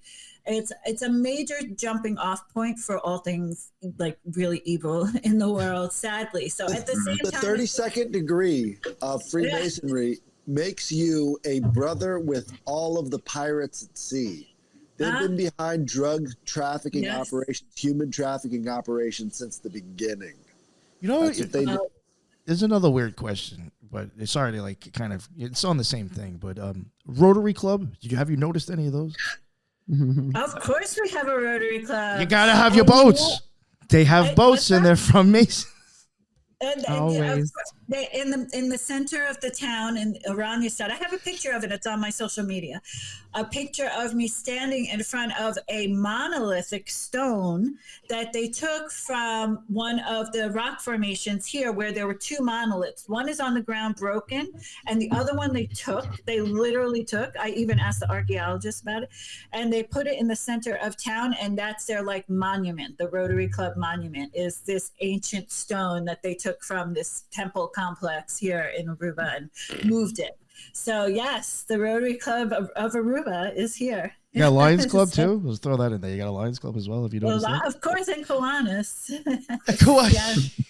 Yes, we do. They're helping the kids with their eyesight. Party spot. They probably all come down from the States and do whatever they want to down there, have a big conference, whatever. It's anything. Have a possible. big sigil. Yeah, whatever. Right. Whatever, exactly. Wow, They bring in the giant bones. They set up an altar. Oh, and right. do all the stuff. You think? I wonder if that has something to do with it. The giants. Continues. Absolutely. Of course. Yeah, Oddfellows have like bones in their temples, supposedly. You know, the health in the marrow and all that saying, Nick, for Mormons. That's a password. You know, it's always been a sex cult. That's what they're doing in there. They're getting in those caves and they're doing strange stuff with those bones. I'm telling you. I don't know, but it's interesting that we're on an island that had giants. Is that why they call it a boner? Yo, stupid. I had to do it. At least a female could get away with that on the show. That's Headless's fault. Sorry. I was gonna say it, but I didn't. I was waiting for you, Julia. You know I am the foulest one. Well, you got to wonder too if any of this stuff is a remnant of like so Julia talked about like maybe the Egyptians were Atlanteans, and then Headless talks about the Canaanite Phoenicians coming over here. So like and that's all in the Mediterranean. You've got like Egypt, Middle East, and Mesopotamia all meet right there on that sea. And we know that they were coming over here. We're starting to find all those ships and everything else. They were coming in the copper mines, of course. They were coming over here. So did they come and did they bring their pagan religion with them? And is there a remnant of that still lingering on these islands? 100%. That's a great question. Yeah, for sure, because they were definitely over here. I mean, we know for sure that people were traveling by boat, so that's very possible. Yeah, that's to continue. The elites really like to go on Onassis's boat and hide out the logs as well. Well, the Path of Souls religion was transmitted by the Minoans, and the Minoan civilization really took that the religion everywhere they went, and so you find a lot of it in North America and probably down with the giants as well. So I mean, that's probably where they picked it up from. Yeah. And the Minoans had an island filled with caves beneath it. Wow. I didn't know that. That's amazing. Yeah. The Minoans are the Canaanite Phoenicians. It's the same group. They just say they are. It's definitely the same group because even in Peru, the elongated giant skulls that they found in Peru, they're all redheaded. You know, it's like, why do they all have similar physical features? But are you guys big Donovan fans at all? Do you listen to Donovan? Yes. The Headless, do you know the song Atlantis? Yes, hell yes. He literally talks about how Atlantis knew, it could foresee its fate, so it sent out ships in 7 different directions, and they made little capital cities all over the world, and they spread their culture and anyways. I know it's just a song, but I really do think something like that happened. I think that they set up like workshops all over the place. Yes. And the more you know, the more that they did. That theory is confirmed. That's the real problem. Is like the more you know about this stuff and you see how it all spread out, and it's all these very similar motifs being transmitted all the way across the world. It had to be that. And something that no one's bringing up with the Nazca mummies, the ones that I don't know. I think you guys did a show about the mummies, the 3-fingered Nazca mummies. That they had these implants, right? They have these implants. The Paracas, the elongated skulls of Paracas also had implants. And I'm wondering, is there a connection? And no one has brought that up, but I believe it's Dr. Stephen Greer is now down in Peru, and he's doing testing on the implants, the metal of the implants in the Colombian sphere that just crash landed, that has all that strange writing on it that they've deciphered in AI to have some like message about higher consciousness. He's going down there with NASA scientists to study the metal of the sphere and also the metal of the implants of the Nazca mummies. So I would love if he would also connect it, if it could be connected to the implants in the elongated skulls of the Paracas mummies, because it's the same thing. I mean, I saw those, and when I was in Lima, Peru, I saw the skulls. I have pictures of it actually on my social media of the implants in their heads and their teeth and their the back of their head. I mean, it's bizarre. I mean, implants that are totally healed and completely stuck and fused into the bone. It's just absolutely bizarre. I kept trying to figure what would be the purpose of putting these implants. Voice the skull technology. Yeah, right. Exactly. Something that's like that. a real. Yeah, that's like. I mean, those earphones now. Even you can buy. Like, yeah, it's a real. Like, Think about the Aztec piercings. Right. Right. The Aztecs had piercings all over. That could have been a memory of that same sort of implant. Like an homage. Right. To like something that they had seen in their consciousness. What if it's storing their consciousness? Like, so interesting. Very interesting. Yeah. Weird. Cool. Yeah, that's crazy cool. Huh. Yeah. Does anybody? They were using the copper for that too, just like connecting. Like they think that they were putting copper on top of the mounds over here in North America, and it's a similar concept, I think, to the tips of the pyramids, because the pyramid tips used to be different or coated in gold or some substance, and it was able to signals and frequencies and all that were able to travel like conduits. Yes. Conduits. Exactly. I agree. Right. Yeah, very interesting. One of these, I was trying to look while you were speaking about the isosceles triangle because it was driving me insane. And so I was just trying to like go down a little rabbit hole there. And it does talk about the connection between worlds with this representation on occultism. So that would make a whole lot of sense if you've got, you know, something in you to store and the connection to the higher realm. That was what I was talking about. I didn't know about the implants. So that's awesome. Yeah. The implants are fascinating to me. I can't wait to hear. I hope we hear the results. You know, you never really. Greer, he can't be trusted. Yeah, I mean, it just goes down a rabbit hole, and then that's the end. We never hear anything about it again. So he won't even go. You know, they're doing all these big hearings right now, and he's like, "I'm sorry, I have a sniffle. I can't come." And then they showed him at some like place where he was talking, and they're like, clearly you're not sick. And they just have been doing this on and on. Exactly. Yes.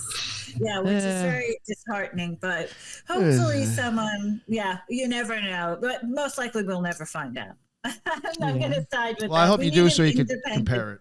That would be great. I'm sorry? So I hope you do so you can at least compare it to your stuff. That would be great. Yes, exactly.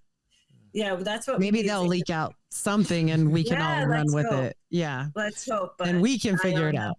All of us. Exactly. You, us, everybody just go on a mission. Yeah. Anybody out there?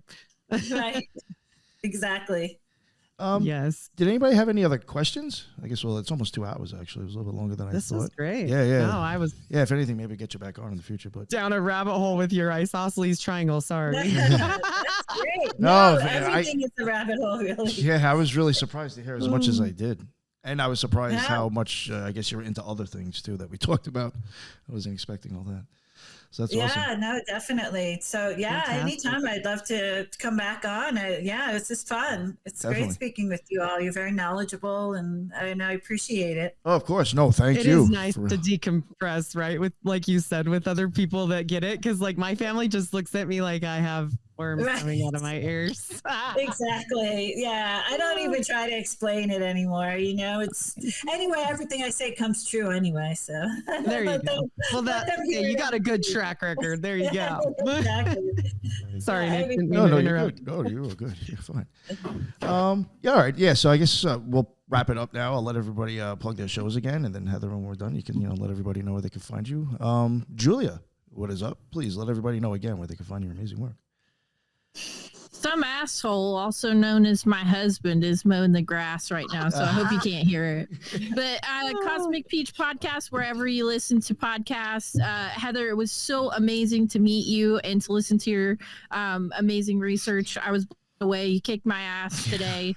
Loved it. Loved every minute of it. Thanks so much, Nick, for letting me be a part of this one. Hell yeah. No, this was, again, like everything that you just said was mind-blowing, and thank you for joining us. And tell Colby I said what's up and I miss him.